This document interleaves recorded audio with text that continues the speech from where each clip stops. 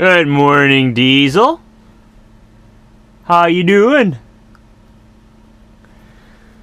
Okay, so it's the day of just sitting around here. We're waiting to get loaded tomorrow. We're going to be loaded in Ottawa. So we're sitting about 45 minutes to an hour away from Ottawa at the Herbs Travel Plaza. That's what it looks like over there.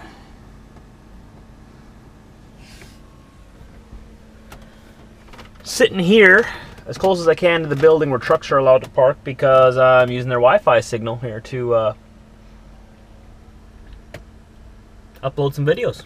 And it's pretty slow because I'm so far away from the building here that they're not. Their signal isn't designed to go out to the parking lot. It's designed for in the building, so it's the best we can do. Got about 2 videos uploaded overnight, so that's all right. We're almost caught up. But anywho. So tomorrow we're going to go load in Ottawa, and that load is taking us to Winnipeg. So we're going towards home, but I won't be staying home for long. Just one night at the most, because I want to keep going. Got a truck to pay for. And Diesel, you don't want to go home, do you? You want to go home? No? You're good. Yeah, you're good. So we're going to be sitting here today and doing some talking about some topics that I'm sure you guys want to hear about because you've been asking about them. So I guess we should just get this thing started. So the first question people are asking me is, why would you want to go owner-operator? Well, it's hard to explain. It's not something that I felt I wanted to do. It's something I felt I had to do. Does that make sense? It's something that I've had in my heart and in my mind my entire life as a kid, that I wanted to own my own truck. First off, I come from a family with a lot of truckers. My dad's a trucker. 2 or 3 of my uncles are truckers. Anyways, there's a lot of truckers in our family, and every single one of them is owner-operator. And so I have a lot of people around me who are helping me out. I have a lot of ins, you might say, to the industry, and that's where I learned everything about it, is from family. So I always wanted to be, just like Dad growing up as a kid, and as I grew up into an adult, that feeling never went away. So it's something I felt I had to do. It's something that I wanted to pursue. When I'm 80 years old, 90 or 100, on my deathbed, I don't want to be looking back at my life thinking, why didn't I at least try? Something that I really wanted to do, why didn't I at least give it my best shot? So that's what I'm doing. I'm giving it my best shot. And if I fail, at least I tried. Right? At least I can say I tried and I did my best. So that's why I want to be an owner-operator. First reason. So that ties in with sense of ownership. This is my truck now. It's not a company truck. It's sort of like when you buy your first house. You're now in your own house. When I bought my first house, it was a big feeling for me, a good feeling. I now own it. It's mine. It has my name on it. I'm not renting it. I can do whatever I want with it. It's mine. So sense of ownership, it's a big thing. And another thing is there's a potential to make more money as an owner-operator. Now, the key word there is potential, okay? I'm not in this to make more money. But, hey, it's risky. But you can make more money if you have a good running truck with few problems. Here's the thing. When you run into problems... Now, I'm a new owner-operator, okay? So I'm not speaking from experience. I'm speaking from what I've heard and growing up in a family of truckers. I see this a lot. Repairs and maintenance are expensive on these trucks. Expensive. Just the other day, I replaced my door handle.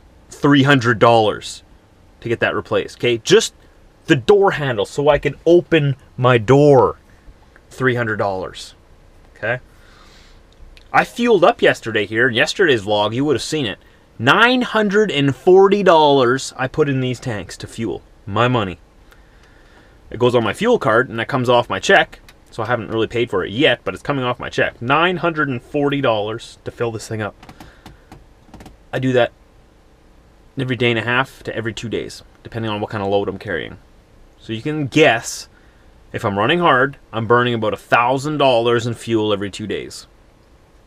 Again, depends on the fuel price. If you're in the States, it's a little less. But up in Canada, pretty close to it anyways. Okay? I'm not speaking from experience, just from the first week of having my truck.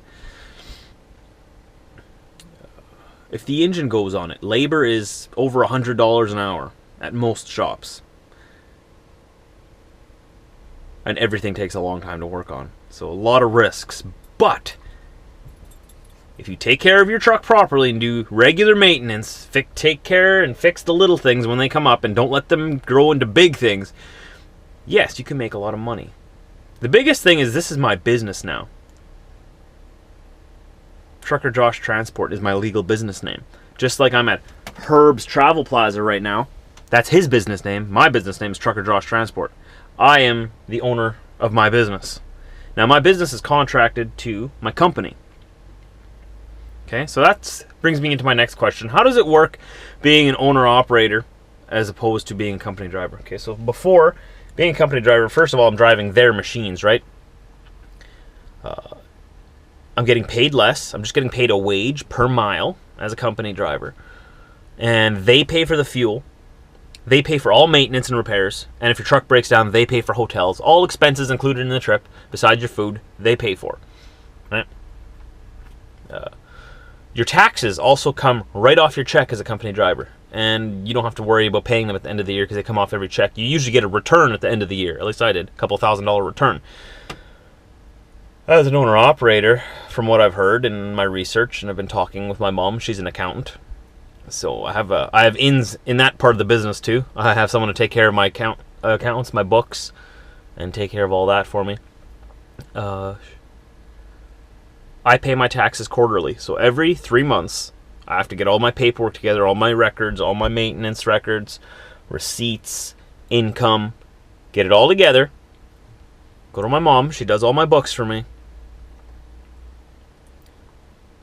And I have to pay my taxes on those 3 months. Because that doesn't come off on my checks. You'll get paid a higher wage. Now, depending on the company you work for, they all have different pay structures. You'll usually be getting over $1 a mile as a owner-operator. That's just from, there's different companies. I get paid per mile still as an owner-operator. Some owner-operators get paid a percentage of the loads. I don't like that because it's not guaranteed. It's not, loads fluctuate, but my wage per mile stays the same. So on top of my wage per mile, that's my money. That's not my money. That's my business money, okay? That's my business money. And then I pay myself a wage from my business. But anyways, then there's a fuel surcharge that I get paid too. I don't know too much about this because I haven't gotten a check yet as an owner-operator, but they will pay for the fuel. That comes from the customer. They pay for your fuel surcharge, I think. And I also get paid a nice little chunk of money for every pickup and drop that I do. So there's 3 different ways to make money as an owner-operator. There's per mile, then you add the fuel surcharge on top of that, and then you add the pickup and drops. And that's all my income as an owner-operator. As I go along, you guys are going to be able to tag along in my journey as an owner-operator as I learn about being an owner-operator. As I'm not claiming to know anything about anything right now. I'm just saying I'm new at this. This is something that I felt I had to do in my life, and I'm very happy that I'm in this position right now. Finally got my own truck. It's got the interior space I wanted, and it's my stepping stone to get into my brand new truck one day when I'm a little more experienced. Okay, I didn't want to start off with a brand new truck right away because those are expensive. There's like $250,000 for a new truck. And I paid $15,000 for this truck. Big difference. Okay, there's 1 0 less on the price. Now, this truck's going to have more maintenance to it. Things are going to go wrong with it. Things are going to break on it. There's going to be stressful days. But those are all learning experiences. Okay? And it's better off to learn on an older truck. You can learn what goes wrong, learn how to maintain it, learn how to fix it yourself, and then get into a new truck. Once you're stable, once you have regular income coming in, that's how I see it for me. That's what I'm waiting for. I'm waiting to get stable as an owner-operator, a couple of years in this truck, make some money, put it away, build up my maintenance accounts, and then get into a new truck. when I'm sure that I'm going to be able to handle the payments of a new truck. Now, some companies make you pay the insurance on the truck yourself. The company I work for does not. They pay the insurance. So they do still have some say in how many miles this truck should run. They would not force me to do anything I did not want to, ever. I'm confident in that. But they would suggest that you do about 10,000 miles a month. That's what they would like to see you do. Because they're paying for the insurance, which is probably a couple thousand a month. I don't even know how much it is. I need to ask someone about that. Because they're paying for the insurance, they would like to see the truck move. And so would I, because if the truck's not moving, I'm not making money. So, makes sense, right? So that's just a little bit of a tidbit of why I became an owner-operator, what's all involved with it at the company that I'm at. I hope that answered a few of your questions. I've been talking for 9.5 minutes already. This is going to go over 10 minutes of just me talking. And if you're still watching this, hey, high five, good for you. You're hardcore.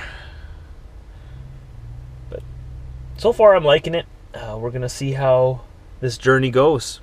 You can follow me day by day. You just got to hit that subscribe button and my videos will pop up in your YouTube feed. And yeah, over the next few years, it's going to be very interesting to see where life takes me, where this job and career takes me, where my business goes.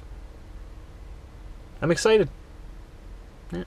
And we're also going to be able to see the progress of the beard. You can't forget that. I know I talk about it a lot, and some of you are getting annoyed at it and like, stop talking about the beard. It's my trademark.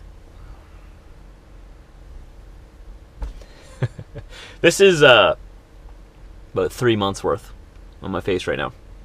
And I'm going for at least 12 months. So we'll see where we're at the end of that.